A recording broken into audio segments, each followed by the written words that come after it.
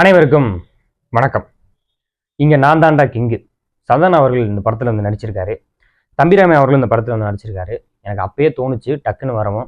ஏன்னா அந்த படத்தோட ட்ரெய்லரு, டீசர், போஸ்டர் எதுவும் நான் பார்க்கல. டேரக்டா போய் படத்தை பார்த்துட்டேன். தம்பிராமையை காட்டவும் தோணுச்சு. என்னடா ஒட்டுமொத்த சங்கியும் ஒன்னா சேருது அப்படின்னு. அதுக்கேற்ற மாதிரி படத்துல வந்து பாத்தீங்கன்னா இந்த டெரரிஸ்ட் பாம்பு அது இதுன்னு சொல்லி காட்டும் பொழுது சரி ஒரு குறிப்பிட்ட ஆட்களை சார்ந்து வந்து எதுவும் வந்து சொல்லிடுவானுங்களோ அப்படின்னு நினைச்சிட்டு இருந்தேன். ஆனா வந்து ஒரு மேன்போக்கா வந்துட்டு ஹீரோ வந்து ஒரு கஷ்டத்துல இருக்காரு. அதுக்கடையில் இந்த மாதிரியான ஊருக்குள்ள ஒரு பாம்பு வைக்கிற பிரச்சனை இருக்கு. அதுல இருந்து எப்படி விடுபடுறாங்க தப்பிக்கிறன்றதான் ஒரு கதை மாதிரி வந்து இந்த படத்தை வந்து கொண்டு போயிட்டாங்க. இன்னொன்னு சந்தானம் அவர்களுடைய படத்தை வந்து என்ன சொல்லணும் அப்படின்னா இந்த லாஜிக்கு இது ஏன் எப்படி இருக்கு, இந்த கதை ஏற்கனவே வந்திருக்கு, சந்தானம் தொடர்ந்து இப்படிதான் பண்றாரு அப்படின்ற மாதிரியான விமர்சனத்தெல்லாம் வைக்க வேண்டியதில்லை. அவங்களுடைய ஒரே மோட்டோ என்னவா இருக்கு அப்படின்னா என்டர்டைன்மெண்டா இருக்கணும், அதே டயத்துல காமெடி இருக்கணும் படத்துல. இதுதான் வந்து முழுக்க முழுக்க அவங்க ஃபோக்கஸ் பண்ற ஒரு விஷயமா இருக்கு.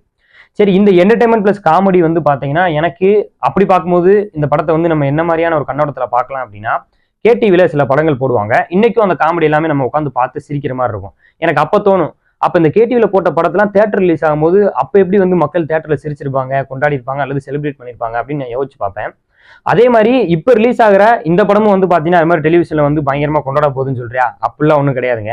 இப்ப போடுற இந்த படம் வந்து பாத்தீங்கன்னா தியேட்டர் விட்டு வெளியில போயிருச்சுன்னா டெலிவிஷன் இல்ல, ஓடிடி இல்ல, எங்கேயுமே வந்து பெருசா ஆடியன்ஸ் உட்காந்து சிரிக்க வைக்க கூட மாட்டேங்குது.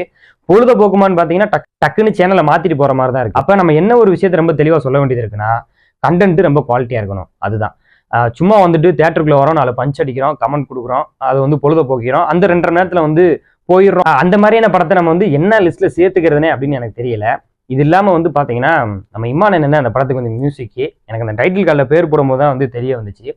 இமான் மியூசிக் வந்து எப்படின்னா நம்ம எங்கேயாவது ஒரு தூரத்துல லாங்ல மிங்கா மிங்கா அப்படின்னு ஒரு சவுண்டு கேட்டுச்சுன்னு வச்சுக்கோங்க, ரைட்டு நம்ம இமான் பாட்டு ஓடுது அப்படின்னு சொல்லி நம்ம வந்து தெரிஞ்சுக்கலாம்.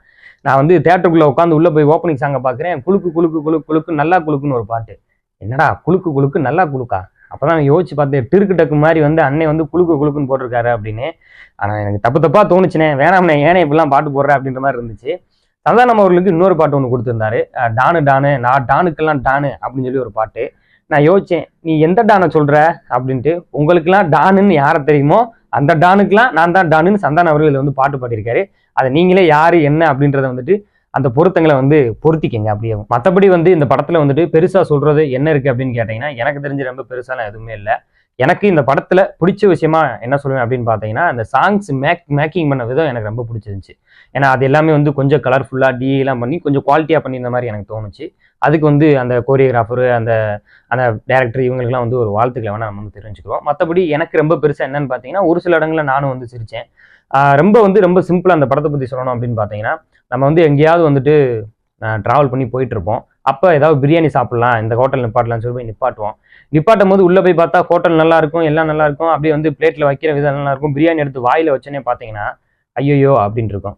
சரி அந்த பீஸ் எடுத்து வச்சோம்னா சரி அந்த 4 பீஸ் மட்டும் நல்லா இருந்துச்சுப்பா அப்படின்ற மாதிரி வந்து ஒரு ஆறுதலோட வெளியில வருவோம். அது மாதிரி தான் வந்து பார்த்தீங்கன்னா ஒரு 4 காமெடி நல்லா இருந்துச்சு அப்படின்னு சொல்லிட்டு ஆறுதலோடு வெளியில வர மாதிரி தான் அந்த படம் வந்து இருந்துச்சு. பொழுதுபோக்கும் எனக்கு சந்தான படம் பிடிக்கும், இல்லை இந்த மாதிரி 4 காமெடிக்காக நான் தேட்டருக்கு போவேன் அப்படின்னு நினைக்கிறவங்க தேட்டர் போய் இந்த படத்தை பாருங்க. நன்றி, வணக்கம்.